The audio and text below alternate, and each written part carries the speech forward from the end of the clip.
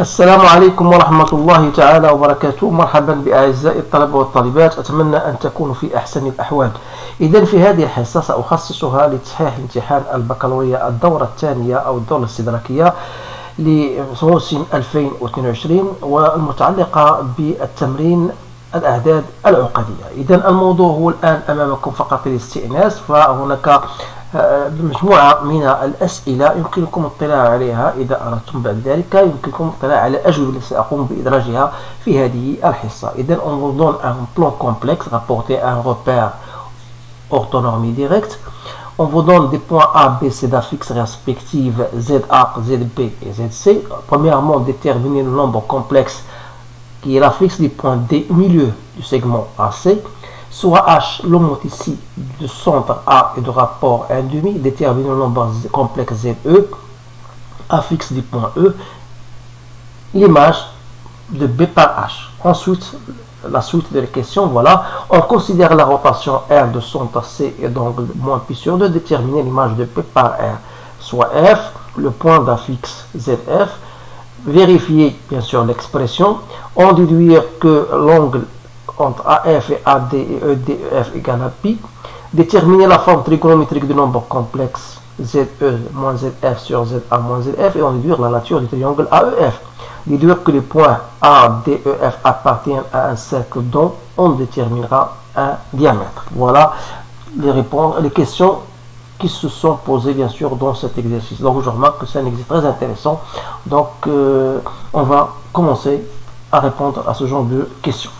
Donc pour la première question, voilà, je vais noter d'abord les données. On a un nombre complexe, les points A et B, tels que ZA égale 1 plus 5i. Vous avez ensuite ZB égale à 1 moins 5i. Et vous avez ZC égale à 5 moins 3i. Alors, premièrement, déterminer le nombre complexe ZD affixe du point D qui est milieu du segment AC. Alors, lorsque je dis D est milieu du segment AC, ça veut dire que l'affixe du point D sera égal à ZA plus ZC sur 2. Donc ça, c'est une définition que vous avez vue dans votre cours. Donc il suffit de l'appliquer ici. Donc ZD égale.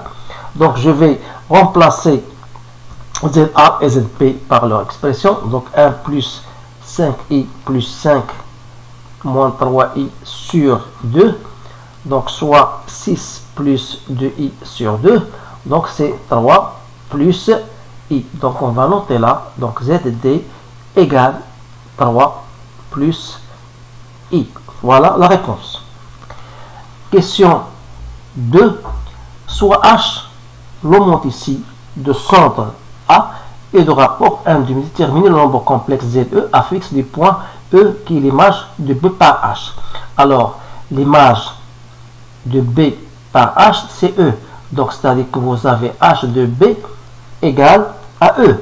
Alors, tout simplement, je vais vous dire, il faut toujours s'appuyer sur, bien céder sur un schéma. Donc, vous avez une droite, comme vous pouvez l'appeler delta ou comme vous voulez. Donc A, c'est l'homothétie de centre A et qui donne d'un point B une image E. Alors là, cela va s'écrire tout simplement que, en disant que E est l'image de B par H, alors cela se traduit par l'écriture mathématique AE égale à K, AB avec K, ou le coefficient égal à 1,5. C'est-à-dire on aura AE égale à 1,5 AB. Alors, ça veut dire quoi? Ça veut dire que ZE moins ZA égale à 1,5 ZB moins ZA. D'où l'expression de ZE sera égale donc à ZA plus 1,5 ZB moins ZA. Donc il suffit de remplacer, c'est-à-dire 1 plus 5i plus 1,5 ZB c'est 1 moins 5i moins 1 moins 5i. Donc vous aurez c'est 1 plus 5i moins 5i. Donc c'est égal à 1. Alors je vais noter ici, donc ZE égale à 1. Voilà la réponse. Maintenant on va passer à la question, troisième question. On considère la rotation R, c'est-à-dire vous avez une rotation R de centre C et qui donne d'un point B une image que je note B', mais d'un angle, ici c'est moins pi sur 2. Alors, donc si je désigne par B' l'image de B par la rotation R, ça veut dire que R de B égale à B'. Cela se traduit tout simplement par l'écriture CB' égale à CB, l'exponentielle de I d'état avec d'état égale à moins pi sur 2. C'est-à-dire c'est moins I CB. Alors cela se traduit par l'expression Z de la fixe du point P', moins ZC, c'est-à-dire égal, je la fais directement, est égal à ZC, moins I fois ZB moins ZC, c'est-à-dire 5 moins 3I, moins I, 1 moins 5I moins 5 plus 3I, c'est-à-dire 5 moins 3I moins I fois moins 4 moins 2I, donc c'est-à-dire 5 moins 3I plus 4I moins 2. Alors vous remarquez que je peux écrire donc Z' égale à 3 plus I. Alors vous remarquez que 3 plus I c'est la fixe du point D. Alors je pourrais dire que D est donc l'image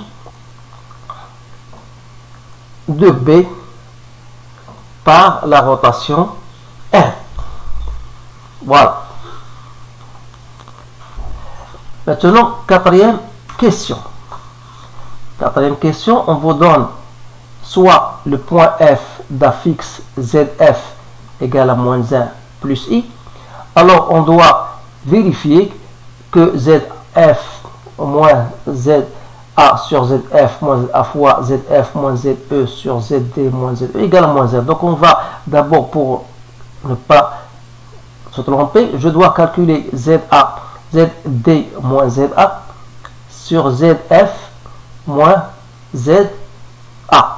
D'abord, pour ne pas aller plus vite, donc on a ZD, il suffit de remplacer, donc c'est 3 plus I moins 1 moins 5I sur moins 1 plus I moins 1 moins 5I. Ça va me donner 2 moins 4i sur moins 2 moins 4i. Donc si je divise par 2, donc c'est 1 moins 2i sur moins 1 moins 2i. Alors en multipliant par le conjugué, donc vous allez trouver c'est 1 moins 2i au carré sur 5. Soit disant, c'est moins 1 sur 5 moins 3 moins 4i.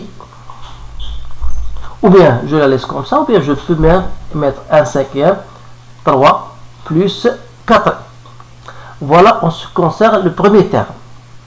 Le deuxième terme, c'était ZF moins ZE sur ZD moins ZE, qui est égal à moins 1 plus I, moins 1 sur 3 plus I moins 1. Donc c'est moins 2 plus I sur 2 plus I.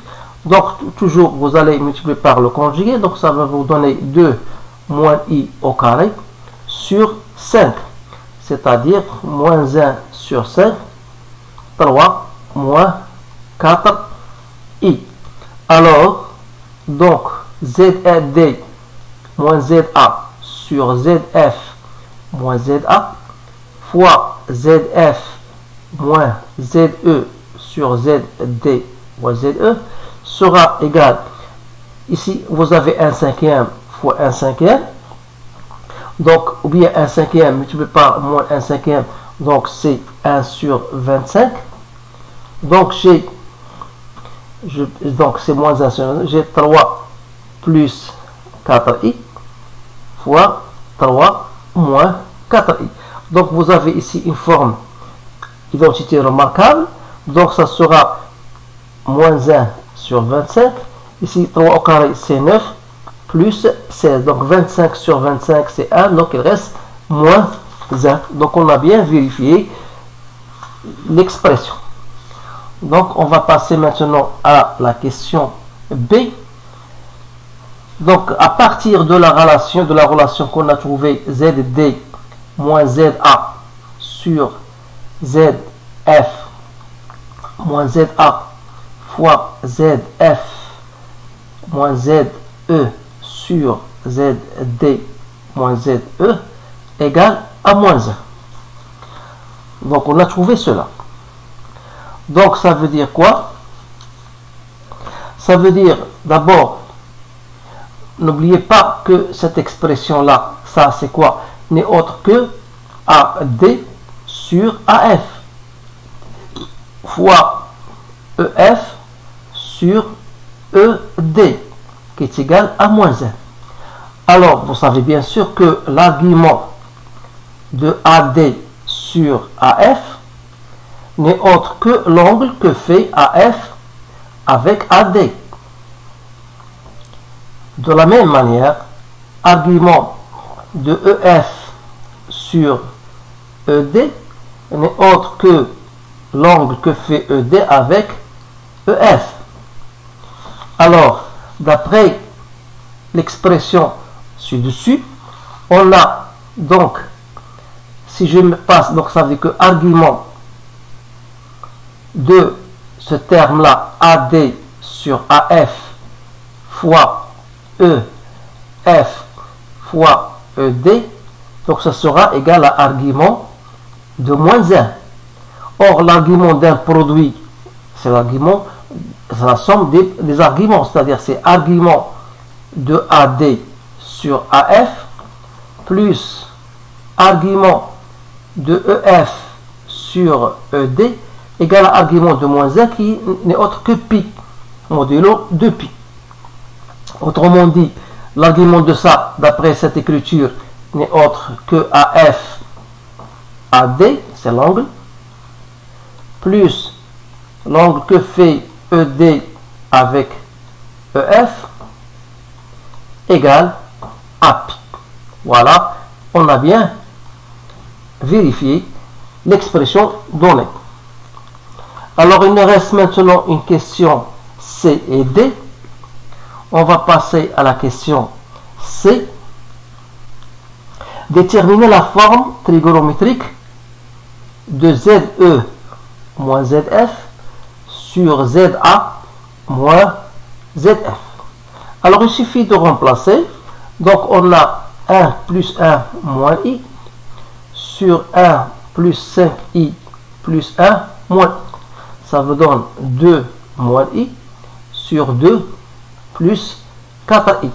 Donc c'est-à-dire 2 moins i fois 2 moins 4i sur 2 au carré, ça fait 4 plus 16.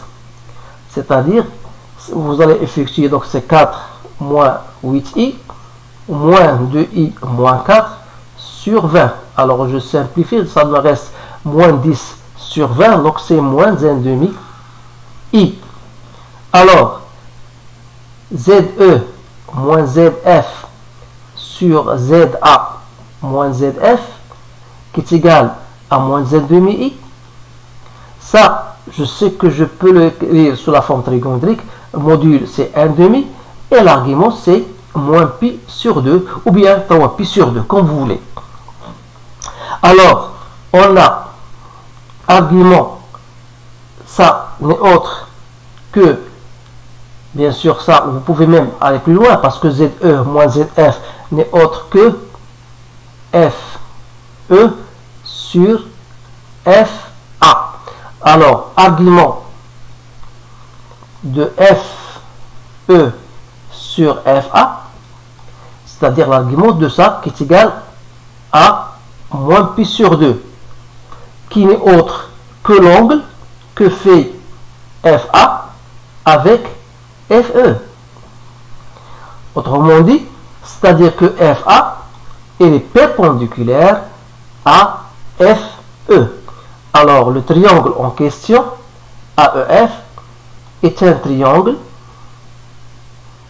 donc rectangle, en F. Voilà. On a bien répondu donc à cette question. Donc, il nous reste la dernière question, c'est la question D. Déduire que les points A, D, E, F appartiennent à un cercle.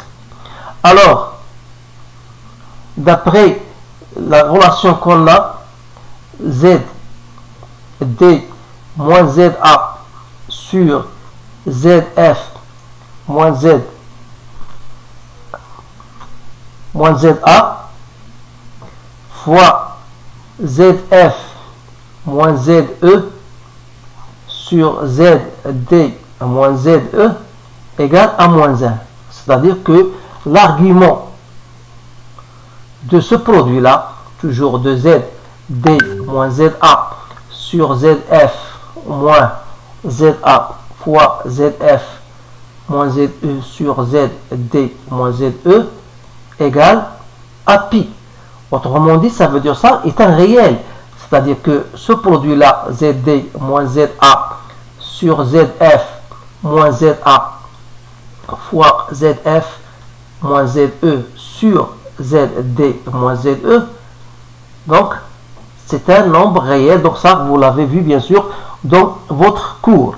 Donc il appartient à R, voilà. Et de fait que on a dit, c'est pour vous, voilà, vous avez, donc voilà, vous avez, si vous voulez, voilà le point A, E, F. Donc, on a ici, c'est un triangle rectangle en F, pardon. Donc voilà A, E, F. Donc comme on a ici, le triangle est un triangle rectangle en F, alors, c'est-à-dire, puisque les points ici A, D et E, F, ça veut dire qu'ils sont cocycliques, c'est-à-dire appartiennent au cercle, qui passe par les points A, E et F. Ça veut dire tout simplement que le centre oméga prime, que vous voulez l'appeler, et le diamètre, donc c'est AE. Donc on peut dire que donc A, D, E et F, il appartient au cercle C dont le diamètre, donc dont le diamètre, on peut le considérer AE, dont le diamètre c'est le segment AE. Donc il suffit de chercher, si vous voulez déterminer la valeur de AE, on a AE, c'est-à-dire les coordonnées de E qu'on a trouvé c'est 1, moins les coordonnées de A, donc moins 1, moins 5i, donc ça vous donne moins 5i. Ça veut dire que AE en module, distance, c'est égal à 5. Donc ça veut dire que les points A, D, E et F appartiennent à un cercle dont le diamètre vaut 5. Alors voilà la réponse à ce sujet concernant les nombres complexes. J'espère que mes réponses sont correctes. Donc je vous remercie de votre attention. Je vous souhaite toujours une bonne chance et je vous dis à bientôt.